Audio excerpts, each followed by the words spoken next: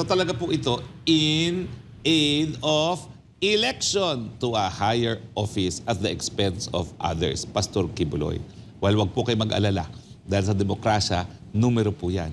Hindi po makakalimutan ng Kingdom of Jesus Christ members ang ginawa ninyo sa panahon ngayon na ginagamit nyo ang kanilang pastor para itaguyod ang inyong mga ambisyon sa politika. Alam nyo po, may kasabihan, no? Para mapaniwalaan, kinakailangan kapanipaniwala po mga testigo. Pero pag ganyan po mga testigo na meron talagang galit, no, doon sa kanilang tinuturo, talagang hindi po sila pwedeng mapagkatiwalaan. At dapat naman, as a matter of public record, dahil ang Senado po ay isang pampublikong institusyon din, dapat linalabas yung katotohanan na yung mga humaharap na mga testigo ay nagtestigo na rin sa mga kaso laban kay Pastor Kibuloy at nabasura yan.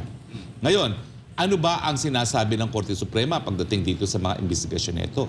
Alam niyo po, marami ng kaso. Ang pinakabagong kaso dyan ay yung Kiong, Likod-ong versus Blue Ribbon Committee, no? Na ang sabi talaga ng Korte Suprema, hindi po pwede na ikaw ay basta-basta na lang magsasabi na ikulong ang mga ayaw magsalita.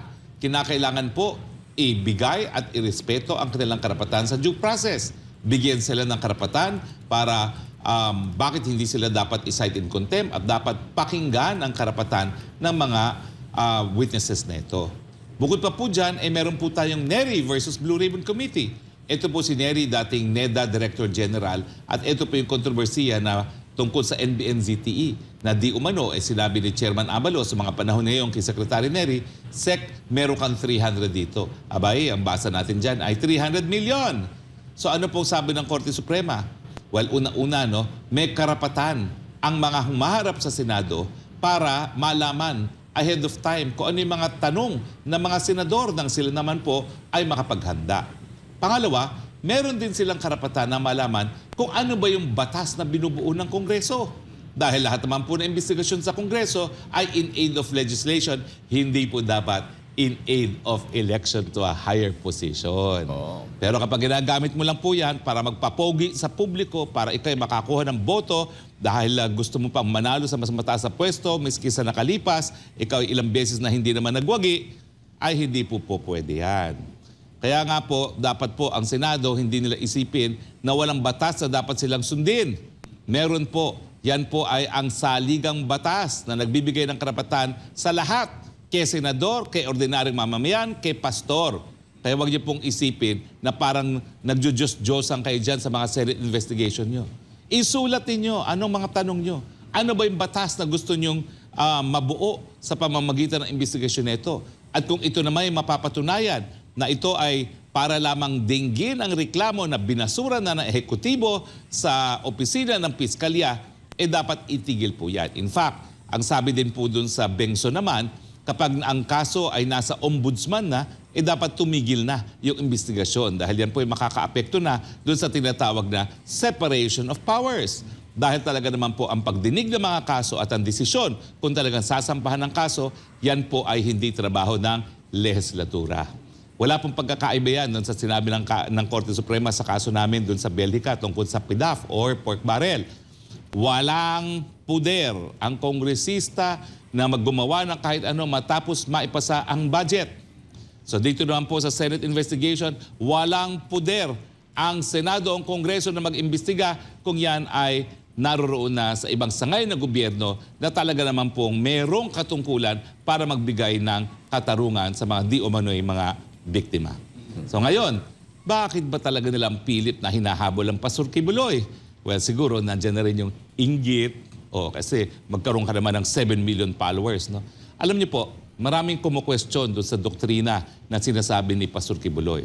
Ako'y miyembro ng United Church of Christ of the Philippines. Okay? Meron din po kami mga paniniwala. Ang dapat na linawin na nasa saligang batas din po ang karapatan na magkaroon ng pananampalataya. Ano ba ibig sabihin yan? Ang karapatan of freedom of religion ay ang garantiya na po pwede kang maniwala sa kahit anong doktrina na gusto mong paniwalaan. At ang sabi ni Chief Justice Puno doon sa kaso ng Iglesia ni Cristo versus sa MTRCB, kung ang sagot sa masamang teolohiya ay ang mas mabuting teolohiya, so kinakailangan hayaan mo magbanggaan yung mga doktrina na yan. Dahil yan po ay kinakailangan magbanggaan talaga nang makapili ang taong bayan sa paniniwala na gusto nilang paniwalaan. Pero kahit ano po ang doktrina ng Kingdom of Jesus Christ, garantyado po yan ng saligang batas. Wala pong po pwedeng mag-question dyan. Ang po pwedeng questionin ay yung mga akto na base sa paniniwala. Pero ang investigasyon naman po kay Pastor Kibuloy, hindi po sa akto, no? Ang tingin ko po, maraming mga naniniwala na in the first place, hindi nila tatanggapin na anointed one si Pastor Kibuloy. Pero ako po, miski hindi ako kabahagi ng Kingdom of Jesus Christ, nasa Biblia naman po yan. Lahat ng Kristiyano, lahat po tayo ng mga Kristiyano, lahat tayo ay anointed one ng Panginoon. Di ba po? Pero ang aking punto po, kahit ano pa ang doktrina ng Kingdom of Jesus Christ, garantiyado po yan ang saligang batas.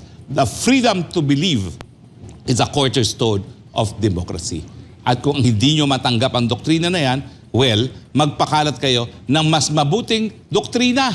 Yan po ang solusyon sang-ayon sa kaso ng Iglesia ng Cristo versus Court of Appeals. Attorney, sinagot naman ni dating Pangulong Rodrigo Duterte itong paratang na nakakuha sila ni Vice President Sara Duterte ng mga baril mula kay Pastor Apollo C. Kibuloy. Alamin natin ang report na yan mula kay Hannah Jane Sancho. Sa isinaguang pagdinig ng komite ni Senator Risa Ontiveros kaugnay sa mga akusasyon laban kay Pastor Apollo C. Kibuloy ng The Kingdom of Jesus Christ, isang testigo ang dumawit sa pangalan ni dating Pangulong Rodrigo Duterte at Vice President Sara Duterte.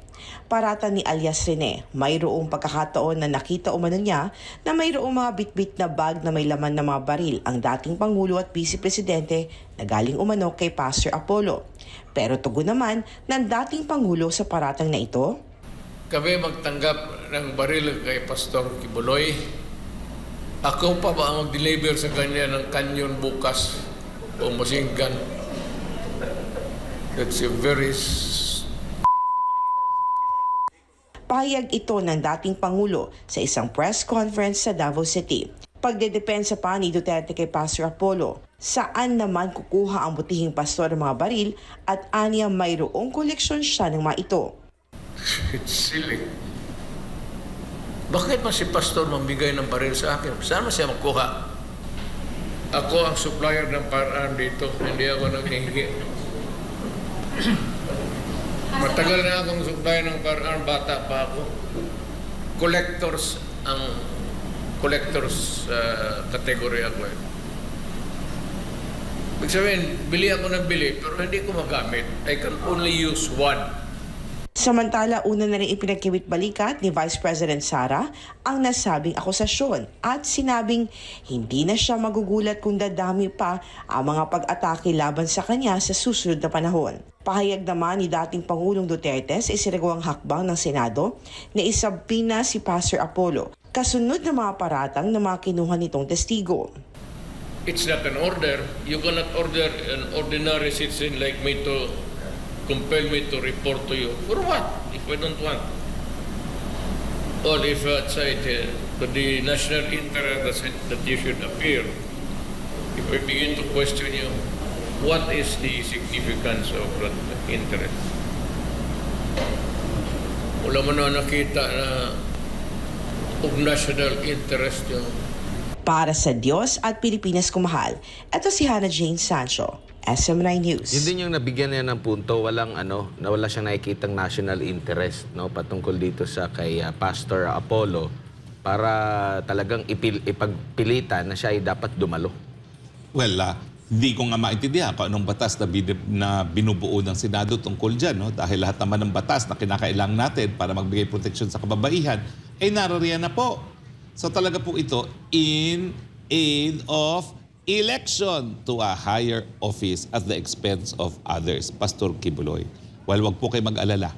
Dahil sa demokrasya, numero po yan. Hindi po makakalimutan ng Kingdom of Jesus Christ members ang ginawa ninyo sa panahon ngayon na ginagamit nyo ang kanilang pastor para itaguyod ang inyong mga ambisyon sa politika. Kaya nga sabi ni Pastor, kung talagang nais ni Senador Risa na mabigyan ng hustisya yung mga sinasabing biktima, abay tulungan niya ito, bigyan niya ng matinding mga abogado at sampahan ng kaso, di ba? Kasi nandun naman talaga yung hustisya at the end niyan, mas parang pinapahirapan pa niya. Pastor, Ay, Pastor tuloy, partner. Na-dismiss na nga kasi. Parang ginagawa nilang substitute ang Senado pag na-dismiss ng piskal at di makarating na hukuman. Hindi po ganyan ang sistema ng gobyerno natin. Hindi po alternatibo sa piskal kapag na-dismiss ang kaso ninyo, tatakbo kayo sa mga senador na nais pang tumakbo sa mas mataas na posisyon. Hindi po ganon. Tsaka yung lumalabas din sa investigasyon niya, parang guilty na agad eh. May pinapanigan na eh. Well, syempre, it's called trial by publicity. Okay? At sa akin naman po, may balik po yan. Lalong-lalo na sa mga politiko. Hindi po makakalimutan ng taong bayan yan. Nakita mo ba yung video, short video ni VP Sara Attorney? Sagot naman doon sa paratang ng mga armas. Ang ganda eh. Ano Emote sabi? Emote pa si VP. Ano sabi? Anong kala niyong negosyo nila dyan sa Prime Mountain? Oo. Gun store? Mas maganda yung delivery ng linya Oo niya. nga.